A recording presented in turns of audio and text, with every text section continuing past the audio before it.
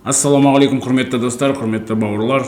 Бүгінгі видеомызда біз осы Бақсай каналы туралы деректер келтіріп, сол тақырыпты жалғастыратын боламын.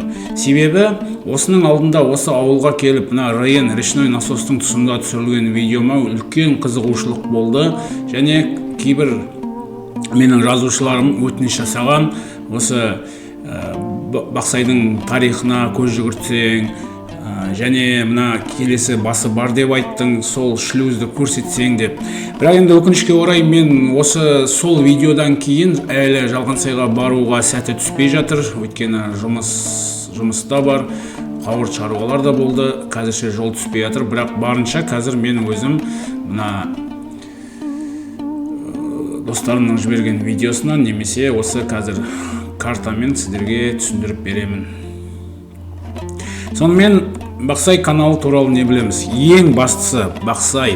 Біздер енді мына жерде бір құттай түсініп бере кетейін. Біздер Боқсақ деп атап өстік. Бала кезімізден осы ауылдың, осы ауданның тұрғындары бәрі Боқсақ деп біледі.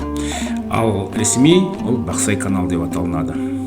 Сонымен Бақсай дегеніміз ұзындығы 96 метр, кейбір жерде 100-дің үстінде деп көрсетіледі. Мен енді оны ойлаймын, судың көп болуына байланысты кейде өзен ұзарады. Енді өзен деп айта берейін каналымызда. Шағын өзен ғой. Немесе қысқарады. Осындай әртүрлі деректер болуы себебі осы сияқты. Сонымен бүгінгі күндері Махамбет, Исатай аудандарын суландырып, мал шаруашылығын, ауыл шаруашылығын, жалпы егін шаруашылығын жасауға керім көмегі тиетін аса маңызды канал болып табылады. Бақсай каналының тарихына неге біз ерекше көз жүгіртейін деп отырмыз? Себебі бұл тарихы өте бай, және осы аудан, осы Атырау өлкесіндегі тарихтың қойнауынан ерекше орын алатын канал. Сонымен бұл каналымыз, Бақсайымыз кеңес кезінде, Совет үкіметінің кезінде жылына 3271 гектар егістік, 11,3 мың гектар шабындық және 70 мың гектар жайылымды суландырған. Қандай масштабта, керемет. Енді қазіргі кезде ондай үлкен көлемде егін жоқ қой, әрине, бірақ та дейтін сон ешқашанда осы каналымыздың маңыздылығы төспеген. Өйткені екі бірдей аудан осы канал арқылы өзінің тіршілігін атқарып отыр. Сонымен каналымыздың тарихы. Боқсақ қолдан қазылған канал Бақсай, бірақ оның негізгі табаны, негізгі арнасы ол табиғи. Су тасыған кезде ол осы сай арқылы осы қазіргі арнасымен жүріп отыратын болған. Бірақ кейіннен уақыт өте келе ол сай тайыздалып, су жүру мүмкіндігі азайған. Соның нәтижесінде 1940 жылы Гурьев облыстық партия комитетінің бюросы мен облыстық атқару комитеті бірігіп шешім қабылдаған. Бұл шешімде Жалғансай ауылынан Заборный Исатай елді мекеніне осы каналды қазу жұмысына Бақсай, Набабагат, Есбол, Гурьев, Махат, Жылой және Теңіз, қазіргі Құрманғазы аудандарынан жұмыс күштерін жұмылдырып 2 ай ішінде осы маңызды шаруаны бітіру керек деп міндеттеген. Штаб құрылған арнайы, ол штабтың басшысы ретінде Тастайбеков деген азамат тағайындалған. Штаб Таңдай ауылында орналасқан. Қазіргі Таңдай біздің Исатай ауданындағы. Қараңыздар, канал қазу жұмыстары 2 ай ішінде бітіру керек. Енді біздің көз алдымызға канал қазу дегенде қазіргі біздің көз алдымызға, жастардың көз алдына ондаған жүздеген экскаваторлар, погрузчиктер, топырақты тасып жатқан КАМАЗ жүк машиналары елестейді әрине. Бірақ ол кезде ешқандай да техника жоқ. 40 жыл, 1940 жыл. Ұлы отан соғысы басталуына әлі 1 жыл барды. Ол кезде қара халықтың қол күшімен, ат арбамен атқарылды бұл жұмыс. Сонымен бұл жұмысқа 6100 колхозшылар, 730 көлік арбасы және 1000-нан аса қайла кетпен, 2000-нан аса күрек, зембіл, мыңдаған зембілдер, тәшкілер және басқа да ағаш материалдар жұмсалған. 6000 адам, 6100 адам қол күшімен.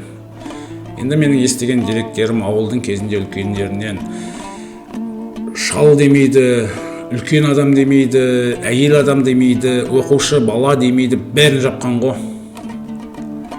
Өте ауыр жұмыс, өткен себебі партия ол кезде 2 ай тапсырса, 2 айдың ішінде осы канал қазылуға тиіс болды, және қазылып та бітті. Тарихи деректерді қопаратын болсақ, бұл жұмыста шынында да адамды аямай жұмсаған. Сонда осы канал біздің атамыздың, әжеміздің маңдай терімен, тіпті қанымен де қазылған деп айтуға болады. Және кейбір деректер бойынша осы канал қазу жұмыстарына әскери тұтқындар, военнопленный дейді, бағанағы чех тұтқындары қатысты дейді. Бірақ мен ол деректердің дәлелін таба алмадым ешбір жерден. Сондықтан да бұл тек қана дерек түрінде қалады.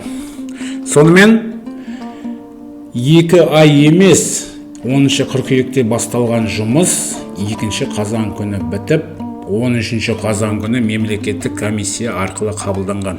Сонымен біздің бақсайымыз осында ерен еңбектің арқасында дүниеге келген, және сол кезде 2 ауданның халқын қазіргі кезде де ешқашанда маңыздылығын жоғалтпаған үлкен ардақты өзен болып табылады. Енді осы боқсағым туралы айта отырып, мен бір кішкене өкінішімді де білдірейін. Қазіргі кезде осы боқсағымыз қайыздалып келе жатыр қайтадан. Табанына қоға қамыс басып кеткен жерлері көп. Мен қазір мына жерден сіздерге көрсетейін. Осы өзенді біздің каналымызда міне мынау Жалғансай ауылы Момақан өз өмірін сүріп жатқан Махамбет ауданындағы ауылымыз. Міне қазір картадан көріп отырғандарыңыздай мынандай қоңырайып кеткен жерлер, осы шөп басып кеткен жерлер. Енді осындай 2 ауданға игілігін көрсетіп жатқан каналымызды қайтадан түбін тереңдетіп, шөп шыламнан тазаласа құба-құп болар еді. Осы облыстық аудандық су шаруашылығы мекемелеріне, құлақтарына алтын сырға. Бұл тек қана менің ойым емес, бүкіл осы каналдың бойында орналасқан аудан, ауыл тұрғындарының тілегі. Міне көріп отырғандарыңыздай, мен айттым бана Бақсай 90 километрді, кейбір деректер бойынша 106 километрді құрайды. Осы Жалғансайдан шығып, бұлай Исатай ауданының территориясына кіреді. Келесі үлкен ауылымыз міне Таңдай. Содан кейін барып, осылай созылып, осы боқсақтың арнасын қуалай беретін болсақ, біздің көретініміз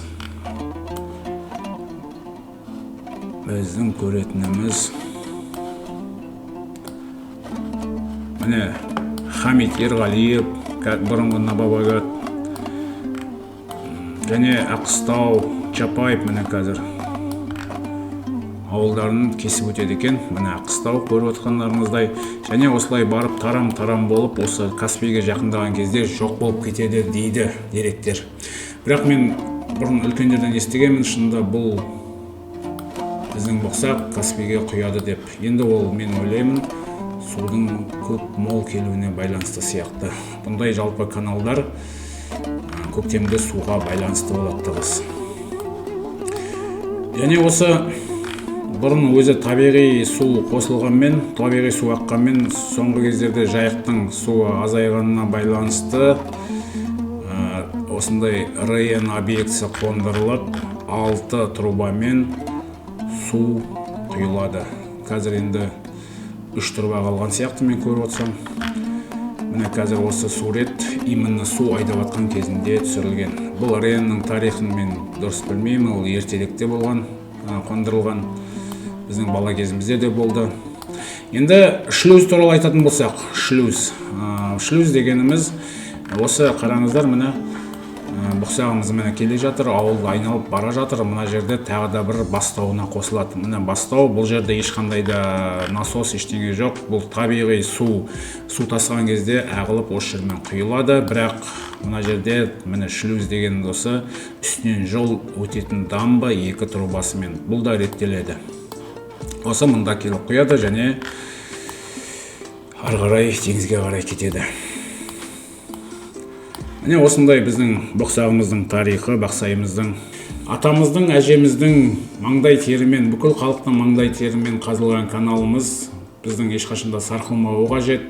Әрі қарай осы аудан тұрғындарын сумен қамтамасыз ету жұмысын жасай беруі қажет. Сондықтан да біз өзіміздің табиғатымызды, өзіміздің жайығымызды сақтауымыз қажет. Міне құрметті достар, осындай мен сіздерге шағын тарихи мәліметтерді беріп өттім. Әрине сіздер де осы тарихтан хабардар болсаңыздар және мен бір нәрселерді айтпай кетсем, немесе бір нәрселерді қате айтып отырсам, сіздерге түзеуге болады. Осы астына пікір қалдырып, жоқ, Бауыржан олай емес, мынау былай болған, немесе мынаны айтпай кеттің, мынандай бар еді деп айтуға, пікір жазуға әрине сіздер мүмкіндіктеріңіз бар. Ол маған да көмектеседі, сізге де көмектеседі және қарап отырған көрермендердің шынында тарихты, осы каналдың тарихын түсінуіне көмектеседі. Сонымен бүгінгі видеомды аяқтаймын. Маған жазылыңыздар, тіркеліңіздер.